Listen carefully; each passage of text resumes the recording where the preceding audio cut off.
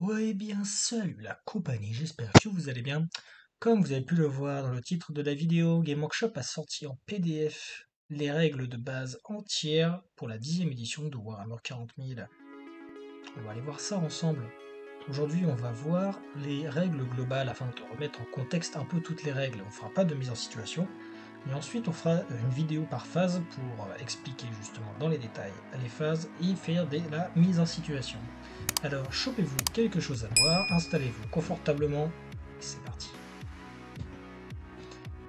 Alors, bel artwork. Bienvenue dans la section des règles de base de Warhammer 40 000. Bon, ça on va le passer gentiment parce que voilà. Un petit peu. Alors, concept des bases, onde de bataille, fiche technique, aptitude, ouais, il y a tout ce qu'il faut, tout ce qu'il faut. Oh. Bon, allez, on est parti. Concept de base, mission. Pour disputer une partie de Warhammer 40 000, il faudra choisir une mission, classique. Ceci représentera le l'armée. Il indiquera en outre les règles spéciales éventuelles pour la bataille. Plus important, ce qu'il faut faire pour l'emporter. Très important. Parce que nous, on est là pour gagner. On veut gagner. Dans une partie de Warhammer 40 000, je dirige une armée de figurines citadelle. Tout à fait. Chacun sa petite armée. Les missions choisies vous donnera des indications quant à la taille de votre armée. Oui, tout à fait. Ça, c'est pareil que pour Age of Sigmar. Format spécial, le nouveau format que tu peux directement jouer en dehors de la boîte, 1000 points, 2000, 3000. Unité, plusieurs figurines ici, la fiche technique. Figurine italique, toutes les figurines de l'armée adverse, exactement, tout à fait. Mots-clés, ah, le retour des mots-clés. Toutes les fiches techniques ou une liste de mots-clés à partir d'un mot-clé de faction et autres mots-clés. On est sur un guide d'emploi des figurines dans votre armée. Et mais cela, les deux ensembles de mots-clés fonctionnent de la même façon. Étiquette, etc. Ouais, les mots-clés, bah, on connaît. Cohésion d'unité. Ah oui, pareil. Cohésion d'unité à 2 pouces à l'horizontale et à 5 pouces à la verticale d'une autre figurine de la même unité. Sinon, bah, scroll broken. Hein. À la fin de chaque tour, si une unité n'est pas en cohésion d'unité. Si une unité n'est pas en cohésion d'unité, le joueur en contrôle doit retirer les figurines jusqu'à ce qu'elles soient à nouveau en cohésion d'unité. C'est un peu piqué ça. Il va faire gaffe à se placer comme il faut. Alors, portée d'engagement. Les figurines ne peuvent pas être placées ni finir un mouvement normal d'advienne sur la portée d'engagement figurine. Donc vous ne pouvez pas vous placer à moins d'un pouce d'unité à l'horizontale et à 5 pouces à la verticale. Oui, tout à fait. Un figurine ne peut pas être placé ni finir un mouvement normal d'avance ou de retraite. Portée d'engagement des figurines ennemies. Normal. Champ de bataille et de montagne. Alors, le décor d'un champ de bataille peut être présenté par des figurines de la gamme Warhammer 40 000. On peut faire un peu ce qu'on veut. À mesurer les distances. Warhammer 40 000, on mesure les distances en pouces. Et oui, parce qu'un mètre normal, c'est trop mainstream. Si une règle s'applique à une certaine distance, s'applique à n'importe quelle distance ne dépassant pas la distance spécifiée. Ah, la visibilité. Figurine visible. Si n'importe quelle partie de notre figurine peut être vue de n'importe quelle partie de la figurine observatrice, cette autre figurine est visible de la figurine observatrice. Donc si vous avez un bout de casque qui dépasse, du tuyau là, il y a un petit bout de casque qui dépasse. Le Ben Ben il peut tirer dessus avec toutes ses armes. Ah, le retour de l'apignolage. C'est bon ça? Non, vraiment. Figurine entièrement visible. Si toutes les parties d'une figurine face à la figurine observatrice peut être vue de n'importe quelle partie de cette dernière, l'autre figurine est dite entièrement visible. C'est-à-dire que cette dernière a une ligne de vue sur toutes les parties de l'autre figurine qui lui font face sans qu'aucune figurine ni élément de terrain ne bloque la visibilité d'aucune de ces parties. D'accord. Unité entièrement visible. Si toutes les figurines d'unité sont entièrement visibles, une figurine d'unité est entièrement visible. Oui. On peut voir à travers les autres figurines de l'unité qui observent. Ouais. Encore heureux parce que sinon tu fais une ligne et voilà quoi. L'histoire n'est pas entièrement visible. D. Ah, D6. Pour livrer une bataille, vous aurez besoin de dés à 6 faces. Souvent, moi j'ai un D6. Ça va un D6. Ça reste les dés à 6 faces. Si une règle demande de jeter un D3, jeter un D6 et diviser par 2 son score. Alors, 800 anti-supérieur pour le reste de D3. Ça fait 2, 5, 6, ça fait 3 comme d'habitude. Relance. Certaines règles vous permettent de relancer un geste, ce qui signifie que vous pouvez jeter à nouveau tout ou une partie des dés. Vous pouvez jeter tous les dés ou un dé.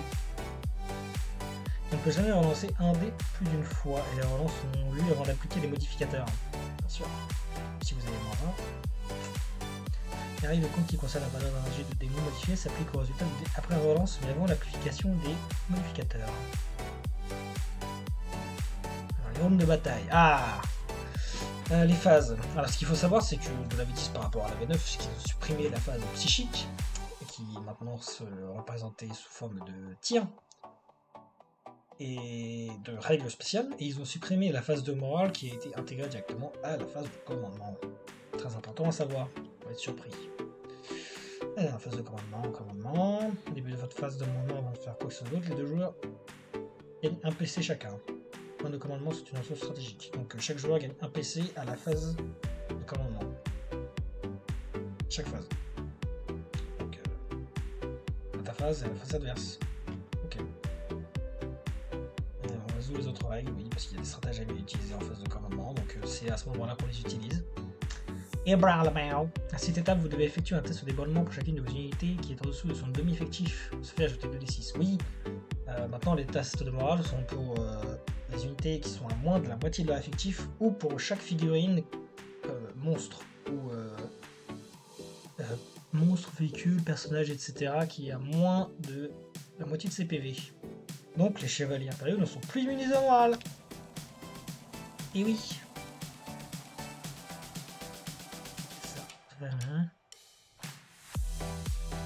Et si vous foirez votre test de morale, votre unité ne peut plus tenir d'objectif et ne peut plus être cible de stratagème. Ce qui est très chiant si vous mettez des unités en fond de table qui sont là juste pour tenir des objectifs. Effectif initial, nombre de figurines en dessous de son effectif, moins de la moitié. Détruite, c'est l'unité détruite. Unité attachée. Certaines unités personnelles ont l'attitude meneur. Alors, content de fusionner avec d'autres escouades. Pour former une unité attachée, l'effectif initial d'une unité attachée est égal aux effectifs initiaux combinés de toutes ces unités. Si une unité meneur est égale du corps d'une unité attachée ou détruite, l'effectif de l'unité restante revient à la valeur de son effectif initial de revient. D'accord. Le capitaine Primary, c'est attaché à une unité d'intercesseur, c'est une unité attachée aussi à un effectif initial de 6.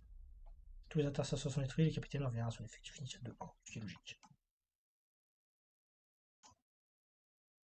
Phase de move.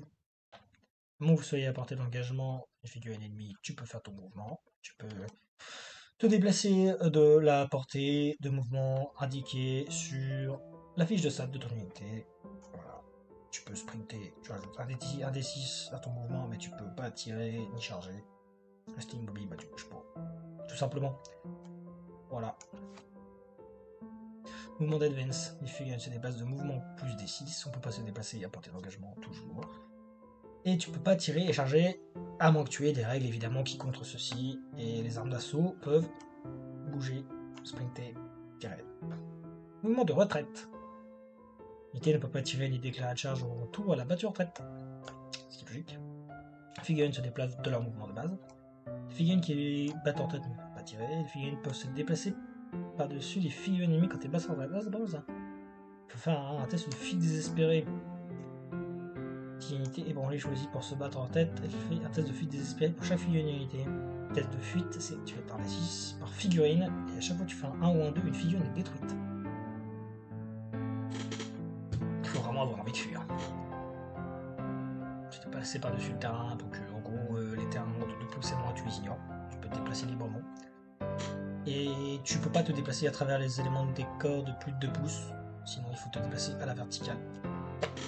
Supprime toute ta vitesse de mouvement. Les figurines avec les boucles volent, ils ignorent les décors. Il faut directement un mouvement en diagonale. Ça. Les renforts. Les unités de réserve. Les unités qui commencent en réserve. Vous pouvez inclure que 25% de votre armée en réserve, selon le nombre de points de la bataille. 25% de votre effectif peut être en réserve. Et une arrivée en réserve, unité, elle compte toujours comme une fois qu'elle entre en réserve, elle compte toujours. Elle rentre de la réserve, elle compte comme ayant fait un mouvement normal. Toute distance spécifiée d'éloignement des figurines s'applique à l'horizontale, donc 9 pouces, toujours plus de 9 pouces d'unité ennemie. Et les unités de réserve qui ne sont pas placées sur le champ de bataille enfin à la fin de la bataille comptent comme étant détruites. Pas grand changement. Et pour ceux qui pensaient que la FEP, frappe en profondeur pour sur terrain. Non, c'est précisé dans les règles des scénarios que tu peux rentrer des réserves qu'à partir du tour 2. Alors, les transports. Les certaines figurines, donc les transports, tout à fait. Les unités qui peuvent commencer la bataille, embarquées dans le transport, ou les placer séparément. On sait qu'elles sont embarquées. Logique. On tire. Une fois que ce transport tire, choisis une arme jusqu'à X figurines embarquées dans son bord. Ce transport compte comme ayant également équipé de ses armes. Les figurines qui sont dedans peuvent tirer. L'unité peut embarquer à bord d'une figurine transport si toutes ces figurines finissent un mouvement normal d'advance ou de retraite à 3 pouces de ce transport. Donc tu peux battre en retraite et rentrer dans le transport. C'est pas mal. L'unité ne peut pas embarquer et débarquer dans la phase, logique. Les unités qui commencent de votre phase de mouvement embarquées dans un transport peuvent débarquer, tant que votre transport n'a pas advance ni battu en retraite. Si une unité débarque avant que son transport se déplace, elle peut agir normalement. Si une unité débarque après que son transport s'est déplacé, elle ne peut pas se déplacer ni charger. Sauf cas de spécial. Les unités qui débarquent doivent être placées entièrement entre plusieurs transports. Les unités qui débarquent à ce tour ne peuvent pas rester immobiles. D'accord. Transport détruit. Si un transport est détruit, toutes les unités embarquées à bord doivent débarquer. Vous jetez un D6 pour chaque figurine qui débarque. Une figurine subit une blessure mortelle. Ah, c'est moins létal. C'est plus un D6, 1 à mort. Pas mal pour l'espèce marine, parce que du coup, au lieu de perdre une figurine à 2 PV, bah tu lui perds 1 PV. L'unité qui débarque est ébranlée, donc plus de morale. Et jusqu'à la fin du tour, elle compte comme ayant fait un mouvement normal et ne peuvent pas déclarer de charge. Les unités qui débarquent dans un transport détruit sans qu'on puisse les placer entièrement à 3 pouces doivent effectuer un débarquement d'urgence. Ils doivent être placés entièrement à 6 pouces. Ça évite que justement vous mettiez en cordon autour du petit véhicule et boum, toutes les unités qui sont dedans meurent. Ils doivent être placés entièrement à 6 pouces. Ils subissent une blessure mortelle pour chaque jet de 1 à 3 au lieu de 1. Toute figurine débarquant qui ne peut pas être débarquée est détruite. Ça, hein. La vie. Alors, phase de tir. Avant qu'une unité tire, choisissez les cibles pour ses armes de... avant qu'une unité tire, choisissez les cibles pour toutes ses armes de tir. Ce qui est logique. Vous pouvez annoncer avant de tirer, parce que si vous détruisez l'unité, vous ne pouvez pas utiliser les tirs excédentaires. Au moins une figurine d'une unité cible doit être visible de la figurine attaquante et à portée de l'arme utilisée. Logique, parce que si tu vois pas dessus, à moins d'avoir le mot-clé tir sans ligne de vue. Figurines avec plus d'armes de tir peuvent tirer sur la même cible ou des cibles différentes, mais les figurines ne peuvent pas répartir les attaques d'une même arme sur plusieurs cibles. On peut répartir plusieurs. Si votre figurine a 2 armes, elle peut tirer sur 2 cibles différentes, mais elle ne peut pas répartir les tirs de la même arme. On peut faire on a 5 tirs, je mets 2 tirs sur lui, 3 tirs sur lui. Fini ça. Figurines de la même unité peuvent tirer sur la même cible ou sur des cibles différentes. Agent solitaire. À moins de faire partie d'une unité attachée. Cette unité peut être choisie comme cible de tir seulement si la figurine est à 12 pouces.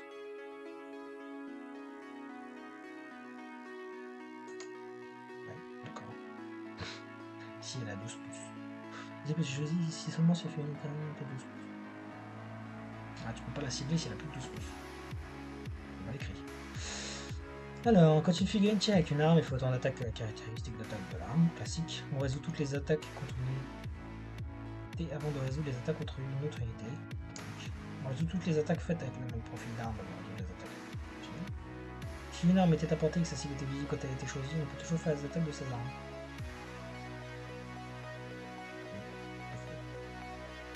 Les unités ne peuvent pas tirer tant qu'elles sont à portée d'engagement aux unités. Sauf avec les pistolets. Discrétion. Si toutes les figurines d'une unité ont cette aptitude, vous avez moins 1 pour la toucher à distance. Le paradis des gros calibres. Ça par contre c'est une règle spéciale qui fait que les monstres et les véhicules peuvent se faire tirer dessus quand ils sont engagés au corps à corps. Ils peuvent tirer sur les unités qui sont engagées au corps à corps, mais l'unité contre laquelle ils sont engagés, si c'est pas un véhicule, ne peuvent pas tirer dessus. Donc t'as moins 1 pour toucher.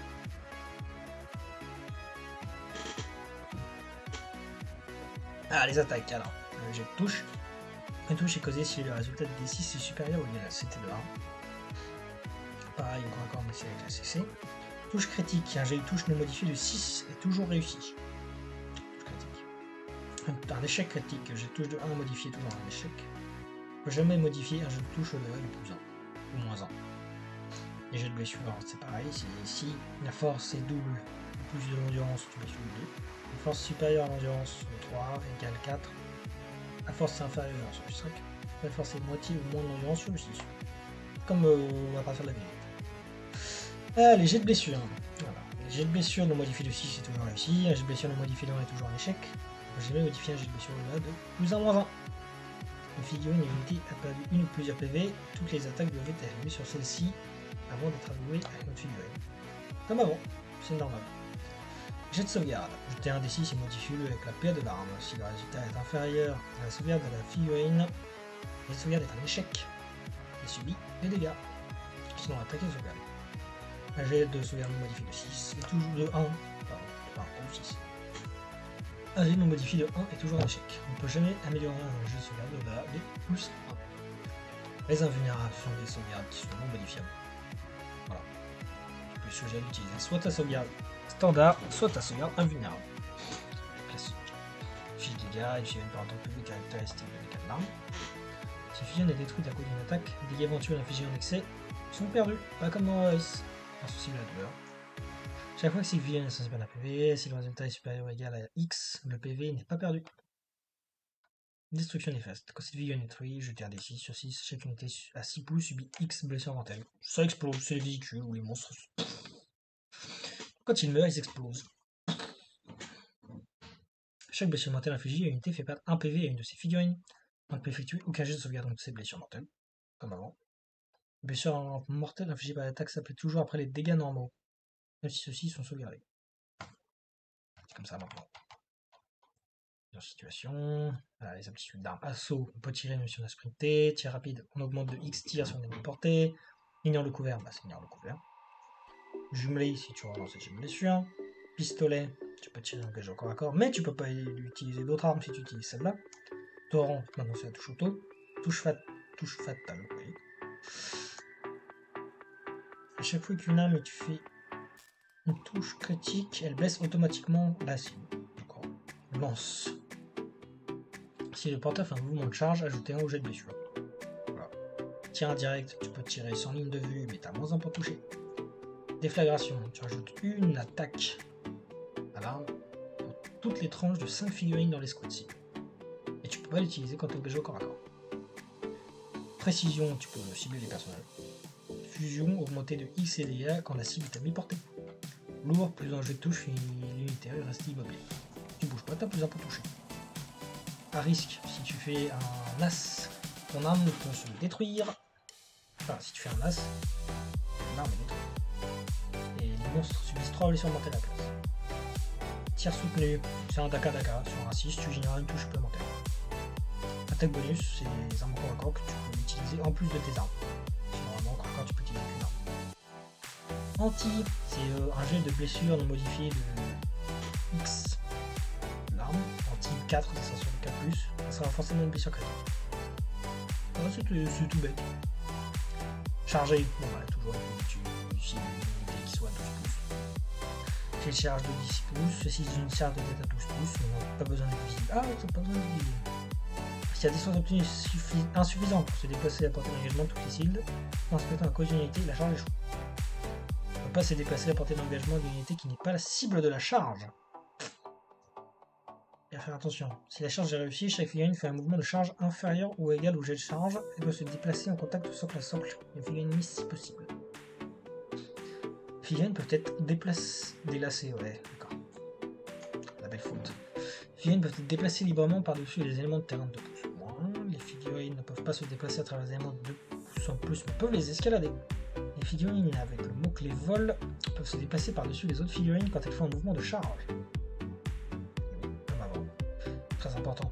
Très important, parce que comme ça vous pouvez zoomer par-dessus les unités ennemies. Les figurines avec le mot-clé vol qui commence ou termine un mouvement de charge sur un élément de terrain mesure la distance parcourue à vol d'oiseau quand elles font un mouvement de charge. Donc oui, en diagonale quoi. Ok. Phase de combat. On arrive à la dernière phase. Il faut bien comprendre que cette vidéo a pour but de voir de manière globale et en gros toutes les règles. Ensuite, je ferai des sous-vidéos pour expliquer dans les détails chacune des phases et avec une mise en situation. Mais là, on voit tout, histoire de tout mettre globalement, histoire de voir les concepts de base. Alors, aux 2 étapes, une unité est éligible pour combattre si l'une et l'autre des conditions suivantes s'appliquent. Elle est à portée d'engagement, elle a fait un mouvement de charge.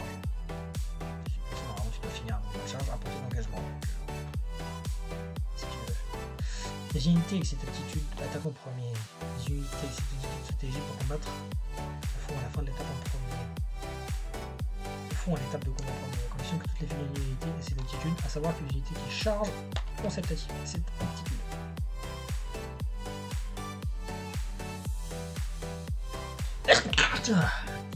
En gros, si tu charges, tu combats avec toutes tes unités avant que l'adversaire puisse riposter. Alors, engager. Une unité engage, on peut déplacer chacune de ces figurines n'étant pas déjà en socle à socle avec une figurine jusqu'à 3 pouces. Mouvement d'engagement, on peut se déplacer jusqu'à 3 pouces. Toutes les figurines qui se déplacent doivent finir plus près de la figurine ennemie la plus proche et en contact socle à socle avec une figurine ennemie si possible. L'unité doit finir en cohésion, normal, et à portée d'engagement. Quand les figurines combattent, une figurine peut combattre si elle est à portée d'engagement. Une figurine peut combattre si elle est en contact le socle à socle avec une autre figurine de son unité, elle-même en contact au socle à socle. Donc si tu as une figurine qui combat, qui est en socle à socle et combat, celle qui est derrière, si elle est en contact et combat, mais pas celle qui est derrière. Après tu dois choisir l'arme qui combat. Si ton unité a plusieurs armes, tu dois choisir une arme. Pas toutes les choisir.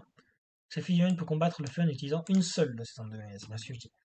Chaque figurine fait autant d'attaques que la caractéristique d'attaque de l'arme qui a été choisie. Après tu dois choisir la cible ennemie qui va recevoir les attaques.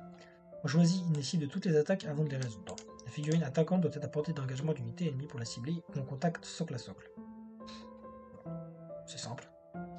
On résout toutes les attaques avant de passer à la suivante. On résout toutes les attaques avec le même profil d'arme avant de résoudre les attaques avec un autre profil d'arme. On résout toutes les attaques déclarées contre une unité cible, même s'il n'y a plus de figurines déclarées contre une unité ciblée, même s'il n'y a plus de figurines à portée d'engagement. En gros, tu dois... Ah oui, d'accord. En gros, tu dois faire tes attaques même si tu n'as plus d'unité... S'il n'y a plus de figurines. S'il reste des figurines, vous avez tué celles qui sont devant. Mais vous pouvez quand même encore combattre, vous pouvez le refaire quand même s'il n'y a plus de figurines à porter. Quand il est Scott est morte, bah elle est morte.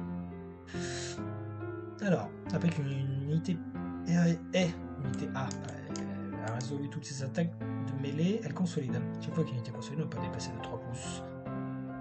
Si figurine étant pas en socle à socle avec une autre figurine. Donc c'est ça. Une fois avoir tué une unité, vous pouvez vous déplacer de 3 pouces pour vous rapprocher d'une unité ennemie. Chaque figurine doit terminer son mouvement de consolidation aussi près que possible de la figurine ennemie la plus proche et en contact sur la socle d'une figurine ennemie si possible. L'unité doit rester en portée d'engagement devant une unité ennemie et en cohésion d'unité.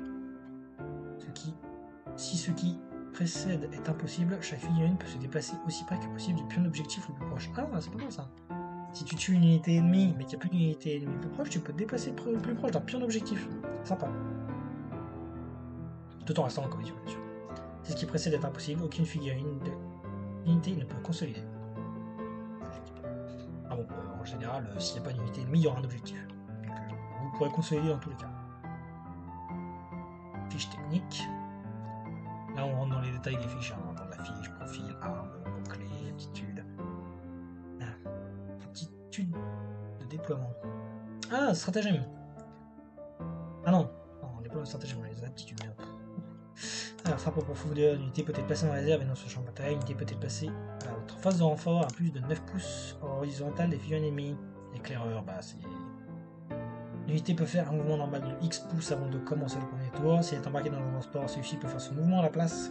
Pas mal ça. D'affiner ce mouvement à plus de 9 pouces de toutes les figurines ennemies. Infiltrateur, bah... Au déploiement, si toutes les figurines ennemies ont cette aptitude, lorsque vous la placez, ce peut être n'importe où sur le champ de bataille à plus de 9 pouces.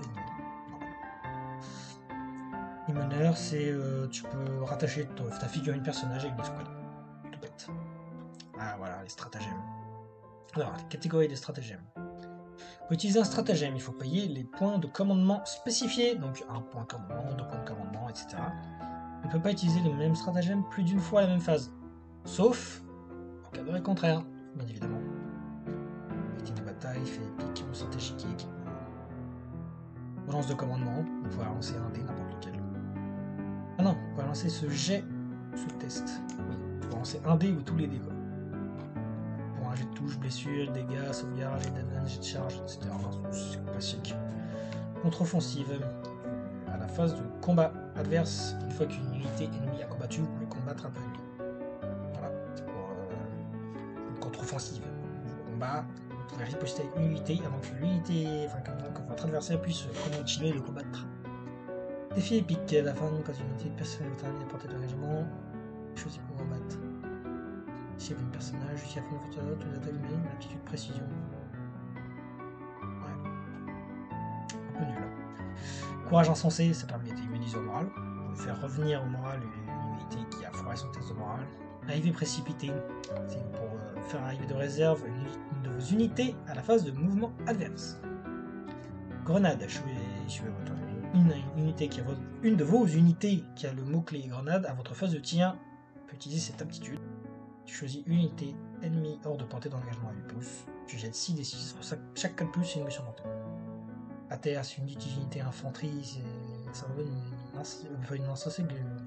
invulnérable à 6 pouces. Attaque de char, après que vos unités. Ah oui, c'est quand votre char charge, vous pouvez faire des blessures mortelles.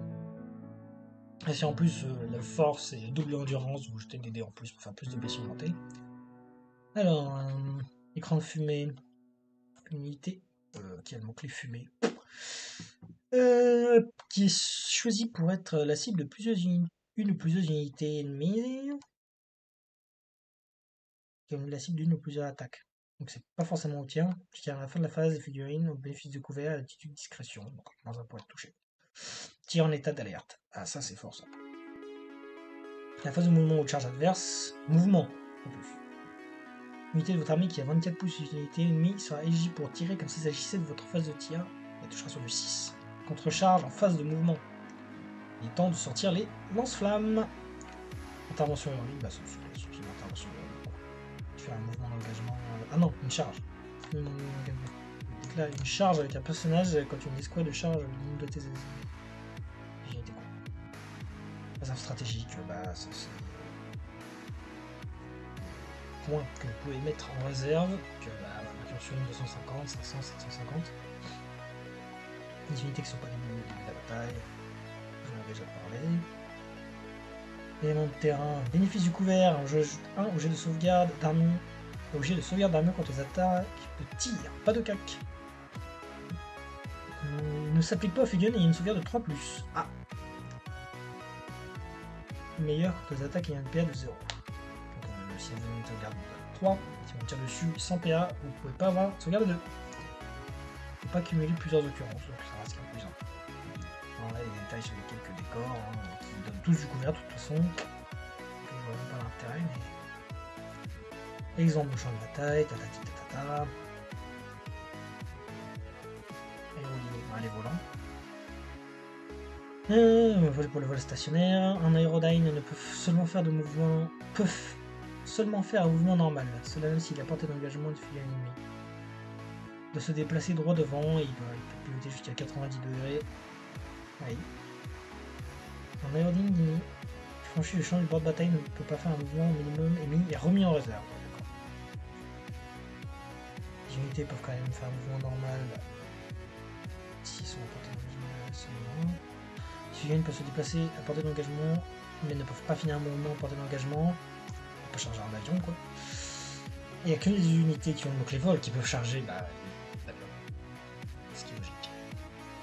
Bon puis là ça commence à être du détail sur les missions, tout ça. Donc ça, les détails sur les missions, c'est plus important sur quand vous faites votre mission. Ouais, ça c'est un détail pour les pions d'objectifs, etc. Une figurine est à portée d'un pion d'objectif, c'est à 3 pouces. Niveau du contrôle, faites la somme des caractéristiques de CO des figurines d'un joueur à portée du pion d'objectif. Un pion d'objectif contrôlé par le joueur ayant un niveau de contrôle le plus élevé. La figurine ne peut pas finir un mouvement sur un pion d'objectif. Voilà, là on incursion 1000 points, phrase de frappe de mine, offensive de training jusqu'à 4 heures, ça fait beaucoup. Taille des terrains toujours 44 par 60, classique. Voilà, dans l'exemple de petite partie. Bon, voilà, c'est tout pour cette vidéo. On a survolé rapidement les règles, parce que le but de cette vidéo, c'est globalement voir ce qui se passe pour la V10, plutôt que de rentrer dans les détails, parce que sinon la vidéo va faire 12h30. Si cette vidéo vous a plu, n'hésitez pas à lâcher un like, vous abonner, un commentaire, ça fait toujours plaisir. Et si vous voulez plus de vidéos, et on va rentrer dans les détails des phases, N'hésitez pas à le lire dans les commentaires. À la prochaine!